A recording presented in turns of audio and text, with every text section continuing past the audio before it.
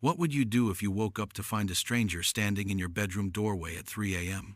For Sophia Lucas, a 28-year-old nurse living alone in suburban Phoenix, this nightmare became reality on a sweltering August night in 2019. But this wasn't just any intruder. This was someone who had been watching her every move for months. Sophia's life was beautifully ordinary. She worked the evening shift at Phoenix General Hospital, came home to her small rental house on Maple Street, and unwound with Netflix and chamomile tea. Her neighbors knew her as the quiet girl who always waved, who brought in their packages when they were away, who had transformed her tiny front yard into a garden oasis despite the desert heat. She felt safe in her routine, safe in her little corner of the world where crime was something that happened to other people in other neighborhoods. That Tuesday night started like any other. Sophia arrived home at 11:30 p.m., exhausted from a 12-hour shift dealing with summer injuries, heat stroke victims, dehydrated construction workers, children with broken bones from playground accidents. She kicked off her white nursing shoes, peeled away her scrubs, and stepped into a cool shower. The house felt like a sanctuary, with its familiar creaks and the gentle hum of the air conditioning working overtime against Arizona's relentless heat. She made her usual cup of tea, scrolled through her phone for a few minutes, then headed to bed around 1 a.m. Sleep came quickly, the deep, dreamless sleep of someone who had spent hours on her feet, whose mind finally quieted after a day of medical emergencies and patient care. The bedroom was pitch black, blackout curtains blocking even the streetlight's glow. Then she heard it, a floorboard creaking in the hallway. Sophia's eyes snapped open, her heart immediately hammering against her ribs. Old house, she told herself. The settling sounds that all homes make. But something primitive in her brain was screaming danger. She lay perfectly still, straining her ears. Another creak. Closer this time. That's when she saw him. A figure silhouetted in her bedroom doorway, motionless as a statue. Sophia's breath caught in her throat. She couldn't move, couldn't scream, couldn't process what she was seeing. The man, definitely a man from his size and shape, stood there for what felt like hours but was probably only seconds. Then he spoke, his voice soft and eerily calm. "I've been waiting for you to wake up, Sophia." He knew her name. This wasn't a random break-in. This was personal. Sophia's mind raced through every self-defense class she'd never taken, every true crime podcast that had warned about moments exactly like this.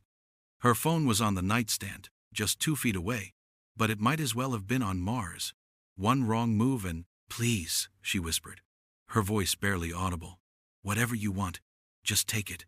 The man stepped into the room, and Sophia caught a glimpse of his face in the dim light filtering from the hallway. He was younger than she'd expected, maybe early 30s, with dark hair and eyes that seemed to reflect what little light there was. He wasn't wearing gloves. Somehow, that detail terrified her most of all. It suggested he wasn't worried about leaving evidence, which meant he wasn't planning on leaving witnesses. "I don't want your things, Sophia. I want to talk." For the next 2 hours, Sophia lived through the longest night of her life. The intruder, who eventually told her his name was Marcus, sat in the chair by her window and talked. He knew everything about her work schedule, her favorite coffee shop, the route she took home each night. He described watching her water her plants, seeing her through the window as she made dinner, following her to the grocery store. He had photos on his phone, dozens of them, taken from a distance with a telephoto lens. But Marcus wasn't there to hurt her, at least not physically. He was there because he believed they belonged together, that Sophia's kindness to everyone she met was actually secret messages meant specifically for him. When she'd smiled at him in the hospital elevator 3 months ago a moment, she couldn't even remember he'd interpreted it as love at first sight. Every subsequent encounter passing him on the sidewalk, being in the same section of the grocery store, had reinforced his delusion. Sophia realized she was dealing with someone whose grip on reality had completely shattered, and that made him infinitely more dangerous than a simple burglar. She couldn't predict what would set him off, what innocent word or gesture might flip the switch from obsession to violence. So she listened. She nodded. She played along with his fantasy, while her mind worked frantically for a way out. As dawn began to creep through the curtains, Marcus grew agitated. He'd expected Sophia to be happy to see him, to welcome him into her life. Instead, he was beginning to sense her fear, and it confused him. His voice took on an edge as he demanded to know why she seemed upset, why she wasn't grateful that he'd chosen her. That's when Sophia made the decision that would save her life. Instead of continuing to placate him, she did something unexpected. She started asking questions. Not challenging questions that might provoke him, but gentle, therapeutic questions that she'd learned from dealing with confused patients in the hospital.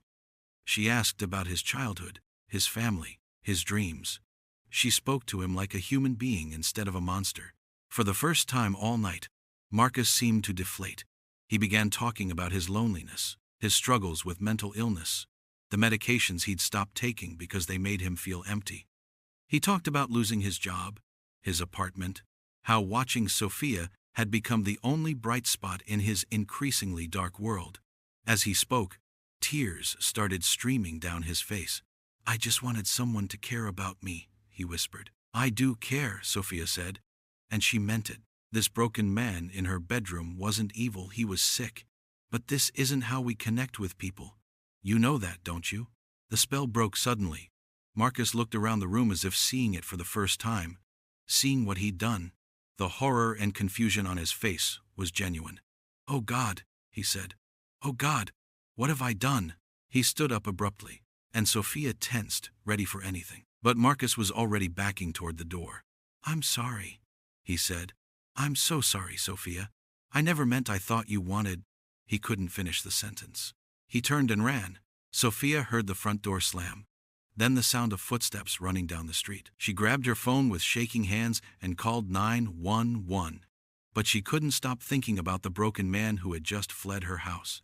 When police arrived 20 minutes later, she gave them a complete description and told them about the photos on Marcus's phone. She also asked if they could connect him with mental health services instead of just throwing him in jail. Detective Rivera, who took Sophia's statement, had seen hundreds of home invasion cases, but never one quite like this. "Most victims want the maximum punishment possible," she told Sophia. "You're asking us to get him help. Why?" "Because punishment won't keep the next woman safe," Sophia replied. "Treatment might." Marcus was arrested 6 hours later at a bus station downtown, still carrying his phone with all the photos of Sophia. His name was Marcus Webb, and he had a history of mental health issues dating back to his teens. His family hadn't heard from him in months.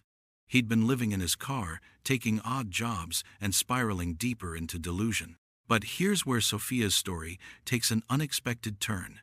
During Marcus's psychological evaluation, doctors discovered he was suffering from a severe, untreated case of bipolar disorder with psychotic features. With proper medication and therapy, the obsessive thoughts that had driven him to Sophia's house began to clear. For the first time in years, Marcus could see his actions for what they really were. He wrote Sophia a letter from jail, not asking for forgiveness, but thanking her for treating him like a human being in his darkest moment. "You could have screamed, called me names, made me feel like the monster I was acting like," he wrote. "Instead, you listened. You saw something in me worth saving when I couldn't see it myself." Sophia never responded to the letter, but she kept it. Marcus pled guilty to breaking and entering and stalking charges. The judge, influenced by Sophia's testimony about his mental state and her request for treatment over pure punishment, sentenced him to 3 years in prison with mandatory psychiatric care. Today, Marcus is on medication, in therapy, and works at a nonprofit helping other people with mental health issues navigate the system. He's never contacted Sophia again, understanding that his recovery doesn't erase the trauma he caused her. Sophia still lives in Phoenix, though she moved to a different house with better security. She's become an advocate for mental health awareness and speaks at conferences about the night that changed her perspective on crime, punishment, and the fine line between victim and villain. The most haunting part of Sophia's story isn't the home invasion itself, it's the realization that Marcus could be anyone. He wasn't a career criminal or a predator. He was someone's son, someone who had fallen through the cracks of a system that treats mental illness as a personal failing rather than a medical condition. Sophia's compassion in her most terrifying moment didn't just save her life, it saved his too. As Sophia puts it, "I learned that night that monsters aren't born, they're made. And sometimes, with enough courage and compassion, they can be unmade too." The question isn't whether Marcus deserved my kindness in that moment. The question is whether I deserve to live with the consequences of showing him only hatred. That's a question worth asking ourselves the next time we encounter someone whose behavior seems inexplicable, whose actions seem unforgivable. Sometimes the most revolutionary act isn't punishment, it's understanding.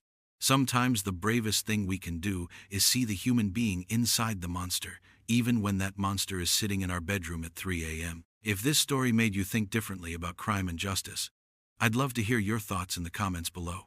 And if you want to hear more stories that challenge our assumptions about victims and villains, make sure to like this video and subscribe for more content that digs deeper into the human side of true crime.